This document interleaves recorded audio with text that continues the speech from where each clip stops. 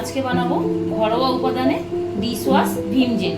তার জন্য লাগছে একটা লেবু, 2 চামচ বাজারের কেনা ভিম জেল, রান্না করা নুন 2 চামচ, আর বেকিং পাউডার লাগছে 4 চামচের 3 চামচ। এগুলোকে মিক্সিতে পেস্ট করে নিতে হবে। পেস্টটা হয়ে গেছে। এটা আমি গন্ধরাজ লেবু দিয়ে করেছি, গন্ধরাজ লেবুর গন্ধটা সুন্দর বলে। এই গ্লাসে 1 গ্লাস জল দেব। জলটা ফুটে গেছে, এবার আমি লেবুর পেস্টটা দিয়ে দেব। চামচ নুন দেব। এটাকে একটু ভালো করে ফুটিয়ে নিতে হবে। 2 মিনিট ফোটার পর তারপর বেকিং পাউডারটাকে দিতে হবে। এটা 2 মিনিট ফুটে গেছে, এবার আমি গ্যাসটাকে অফ করে দেব।